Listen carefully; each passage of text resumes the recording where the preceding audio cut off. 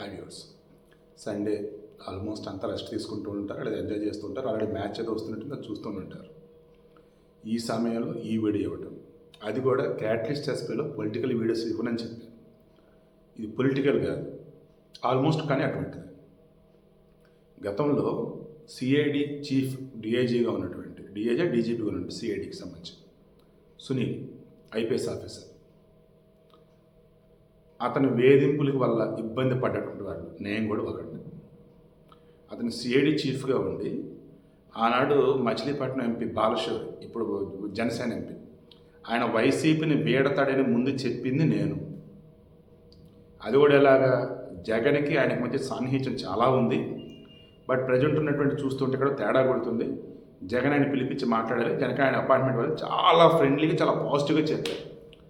అటువంటిది దానిలో అసలు నా తప్పు ఎక్కడ ఏమీ లేదని తెలిసి కూడా ఎవరినో ఇబ్బంది పెడదామని నన్ను కేసులు ఇరికిచ్చి తీసుకెళ్ళి, తీరా నన్ను వాళ్ళు తీసుకెళ్లారని తెలియని హైదరాబాద్ నుంచి విజయవాడకి ఫోన్ల మీద ఫోన్లు వాళ్ళకి. ఆ తర్వాత నాకు చెప్పారు, అసలు ఊహించలేదండి ఇన్ని ఫోన్స్ అని. అండ్ మోర్, మీ దగ్గర చిన్న మిస్టేక్ కూడా లేదు, అన్నీ చెప్పున్నారు, జస్ట్ స్టేట్మెంట్ ఇచ్చి వెళ్ళిపోండి అన్నారు. బట్ ఒకరోజు నైట్ అల్లా విజయవాడ సిఐడి ఆఫీసు కింద పడుకున్నా, నిద్ర రాలా, టేబుల్ మీద కూర్చున్నా, కంఫర్ట్ లేదు, లైట్ ఆపుతానన్నా, లైట్ తీయకూడదండి అన్నారు, నైట్ అంతా లైట్లో అని. ఇంత నరకం అనిపించాను నేను.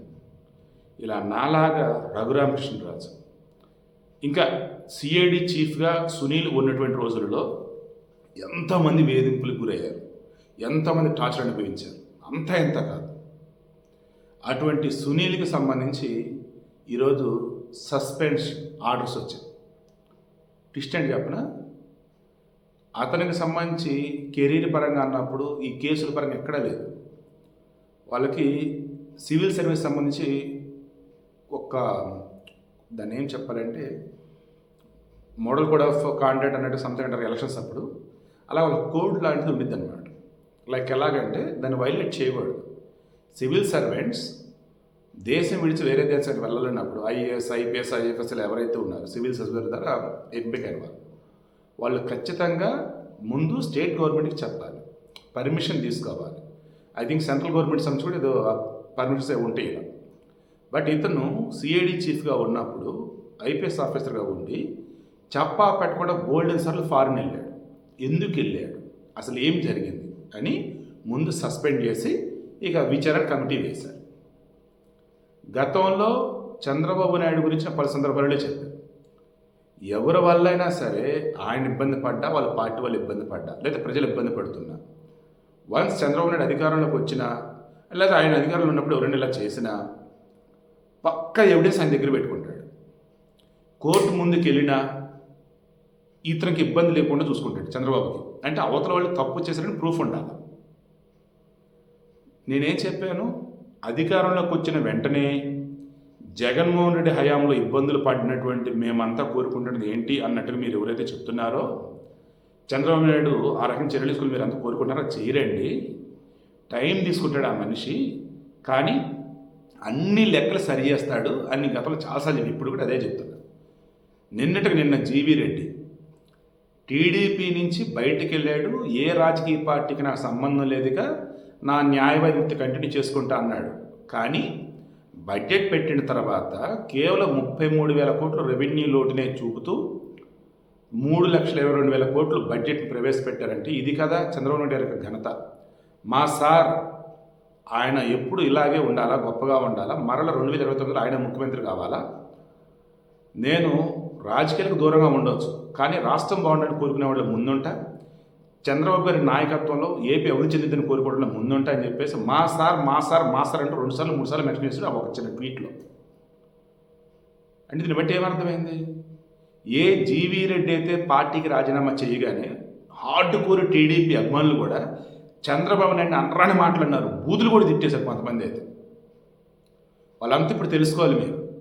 సారీ ఏమనుకోవద్దు, వేరే విధంగా మీరంతా ఇప్పటికీ బచ్చాలుగా ఉన్నారు, లేదన్నప్పుడు వైసీపీ ట్రాప్లో ఉన్నారు. ఆ జగన్మోహన్ రెడ్డి ఆ పేటీఎం బ్యాచ్ ఆ వైసీపీలను చూసి ఒకప్పుడు గొప్పగా ఉన్న మీరు కూడా వాళ్ళలాగా మారిపోయారు. ఇందాక బచ్చాలన్నానే, అది వేరే విధంగా తీసుకోకుండా పిల్లల్లాగా మారిపోయారు అన్నట్టు అంటున్నారు. ఒకప్పుడు ఎంతో తెలియగల మీరు పిల్లల్లాగా మారిపోయారు. ఎందుకు? వైసీపీ ట్రాప్ అటువంటిది. అధికారంలో మనం ఉన్నామా, ఇక మనం నచ్చనవాడు ఉండొద్దు. అధికారంలో మనం ఉన్నామా, మన దగ్గర అన్ని ప్రూఫ్లోనే ఇక అవతలను ఉంచొద్దు, అధికారాన్ని తీసేయాలి, సస్పెండ్ చేయాలి. చంద్రబాబు నాయుడు అంటే టైం తీసుకుంటాడు, బట్ లేట్ చేయడు.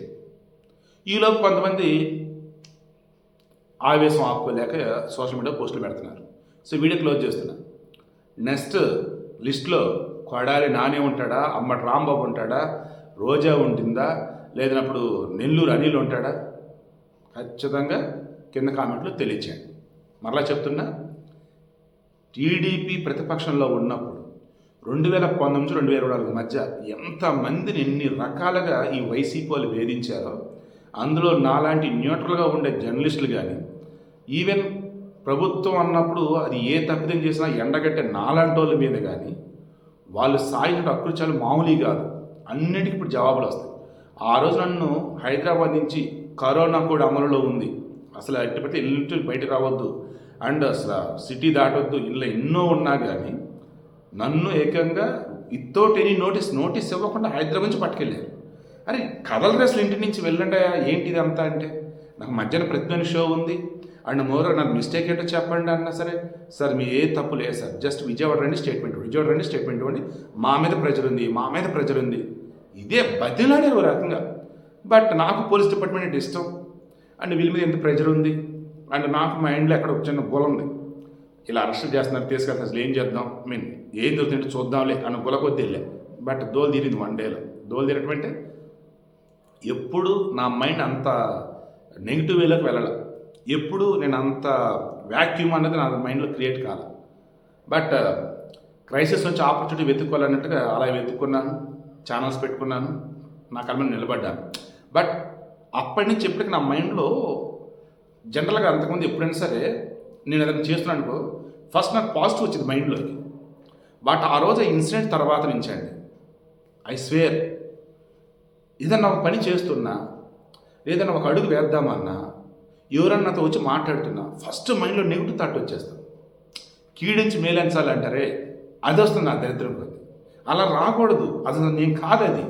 బట్ బై గాడ్స్ గ్రేస్ అలా వచ్చిన మరుక్షణం కాయిన్కి 2 ఫేసెస్ ఉన్నాయి అన్నట్టు, క్యూబ్కి 3 ఫేసెస్ అన్నట్టు, అలాగే రిమైనింగ్ ఉంటాయి కదా మనకి, డై కానీ రిమైనింగ్ కానీ క్యూబ్, అంటే ఎన్ని వేరియేషన్స్ అయితే ఉంటాయి, ఎన్ని కోణాలు అయితే ఉంటాయో అవన్నీ ఆలోచించగలుగుతాను నేను. ఫ్రాక్షన్ ఆఫ్ సెకండ్స్లో ఆలోచించగలుగుతాను నేను, బై గాడ్స్ గ్రేస్ నిజంగా. అప్పుడు ఓకే ఇదేమో క్రాస్ చెక్ చేసుకుంటా.